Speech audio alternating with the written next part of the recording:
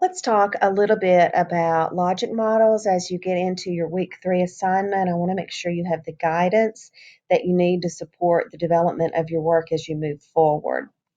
So, by now, you should have read all of the background information about creating a logic model and the importance of doing so, and hopefully watch the PowerPoint that went along with that reading material to give you an additional foundation on which to work. And you know that your week 3 assignment is to develop a logic model, and the documents to guide you with that are in the Google folder. And of course, you know that this work is due on July 21st. So the details about the assignment are there in the Google Drive, but it goes back to reviewing the information that you've read and then opening the documents that you need, going through the guiding questions that lead you through each element of the logic model, and keeping in mind that when you're developing a logic model, you are working in keywords, not narratives. Very, very important. Logic model part of the challenge is understanding the big picture of a project while constantly being aware of the incremental steps along the way, but working only with keywords and avoiding narratives. And of course, we're going to work through in this short session the example that's provided there for you just to give some extra clarity.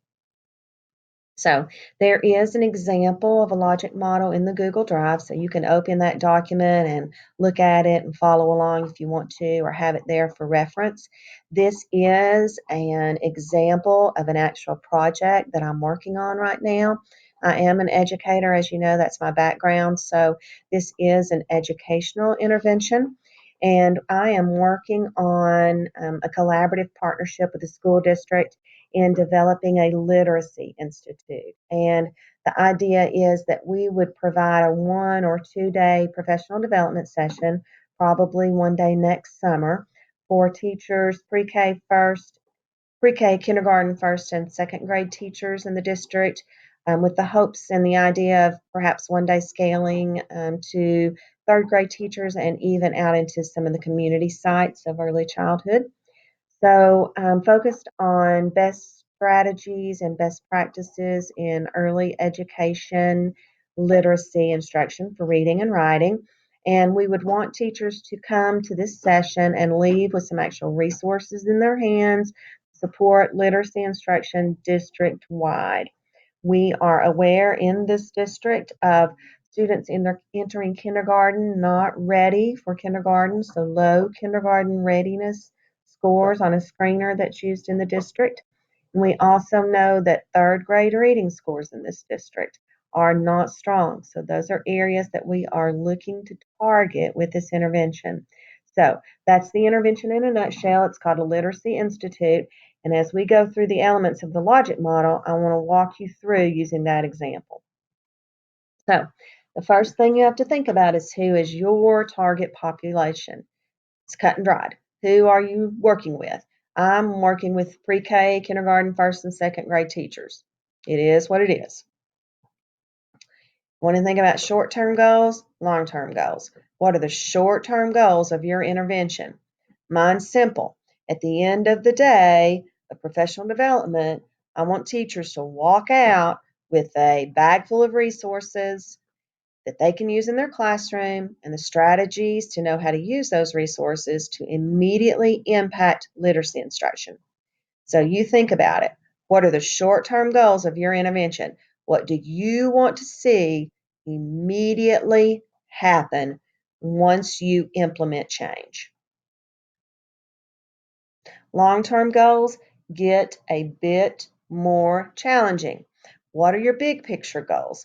Think about data-based goals when you think about long-term goals.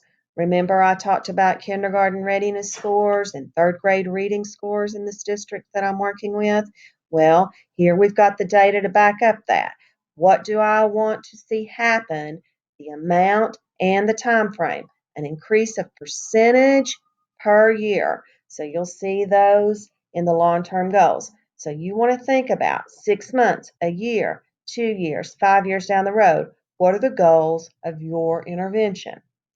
It all goes back to anytime you're setting short-term, long-term goals, especially long-term goals, Think about the SMART goal setting scaffold of goals being specific, measurable, attainable, relevant, and time bound.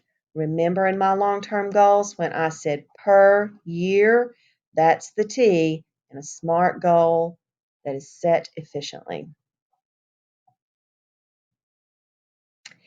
Then you want to think about expected outcomes, and outcomes are different from goals. Thinking about the big umbrella of your intervention, what do you hope to see happen overall? Got two goals with the Primary Institute. It is to increase literacy instruction, the quality of literacy instruction, and to increase reading levels. So what are you trying to accomplish? Are you trying to increase the availability of resources for families in your community? Are you trying to provide additional coaching for juveniles who are at risk? Are you trying to increase the quality of supports for students on your campus? Are you trying to decrease the number of behavior referrals in your school? These are some examples. What are the expected outcomes of your project? And then you want to balance risk and the proactive measures that could be taken to counteract the risk. So, for example, in my risk, it doesn't matter how well I train teachers or how many resources I give them. There are over 900 teachers that we're going to be training. They go back into their classrooms. One of the risks is that some teachers are going to implement fully and some teachers are still not going to know what they're doing. And that's just the way it goes. So one of the proactive measures we could take is making sure that we train not only teachers, but also principals, so that principals, when they are walking through classrooms, they know what to look for so they can provide support for teachers who are not implementing with fidelity. One of our other risks is that we are depending on instructional coaches in classrooms to be able to support our teachers. If the district is not sufficiently staffing coaches in schools, then we don't have the needed support. So our proactive measure is that we have got to help the district understand the need for staffing of coaches, especially in high need schools. Then you want to be really concrete and lay out a timeline. It can be a general timeline. So look at this one. Year one, we know we're going to work with pre-K, kindergarten, first and second grade teachers. Year two, we're going to scale it up to third grade. Year three, we're going to scale it up to include community childcare sites. So think about your timeline, and maybe your timeline is 30 days, 60 days, 90 days. Maybe your timeline is 6 months, a year. Maybe your timeline is, within 2 weeks' time, this will happen. Within 30 days, this will happen. Then 60 days, we'll give a review. 90 days, we'll revisit. Whatever timeline is appropriate for the strategy or intervention that you are implementing. It goes without saying, but I'll say it anyway, that within this class, everyone's timeline will be different because the nature of your work is very diverse. So please think through a timeline that would be appropriate for the highest level of efficiency and success with your intervention. And then it comes down to the money, honey. So you want to think about a proposed budget and include what your idea of an estimated budget would be for your intervention. So you'll see that I've broken it down. These are some estimates. I've got 725 teachers here. I think we're closer to 900 as I keep going, but whatever your proposed budget is, put in some estimates. So again, this is what it's going to look like when you're finished. And you'll be ready for week 4, which is to submit your final paper and to get ready for your project presentation. The logic model should provide you an idea for some seeds to get your work going. Let me know if I can help in any further way.